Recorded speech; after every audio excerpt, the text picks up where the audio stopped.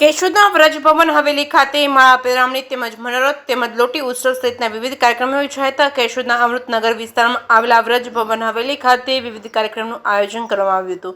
કેશોદ નથવાણી પરિવાર દ્વારા વ્રજ હવેલીના બાવા શ્રી પૂજ્યપા 108 શ્રી ઉત્સવરાયજી મહારાજની યાજ્ઞા તેમજ તેમના સાનિધ્યમાં માળા પેરામણી તેમજ અલૌકિક મનોરથ યોજવામાં આવ્યો હતો. સાથે લોટી ઉત્સવનું પણ આયોજન કરવામાં આવ્યું હતું. શેરિયાખાંડના કાંતિભાઈ તેમજ તેમની ટીમ દ્વારા વૈષ્ણવને મંત્રમુગ્ધ કરી દેવામાં આવ્યા હતા. તેમજ બાબા શ્રી વ્રજભવન શ્રી ઉત્સવરાયજી મહારાજ દ્વારા વચનામૃતનો કાર્યક્રમ પણ યોજાયો હતો. તેઓ દ્વારા માળા પેરામણીની વિસ્તૃત જાણકારી આપવામાં આવી હતી. તેઓએ માળા પેરામણીની શરૂઆત ક્યારે કરવામાં આવી હતી અને જીવ પાછળ શા માટે માળા પેરામણી કરવામાં આવે છે તેમજ લોટી ઉત્સવનું પણ મહત્વ જણાવ્યું હતું. તેમણે જણાવેલ કે મનોરથ કરવાથી વૈષ્ણવોને પ્રસાદ લેવડાવવાથી મનોરથ પૂર્ણ થતો નથી, પરંતુ મનોરથ એ મનની સ્થિતિ છે તેવું તેઓએ જણાવ્યું હતું. મનોરથમાં મોટી સંખ્યામાં વૈષ્ણવોએ પ્રસાદી લીધી હતી.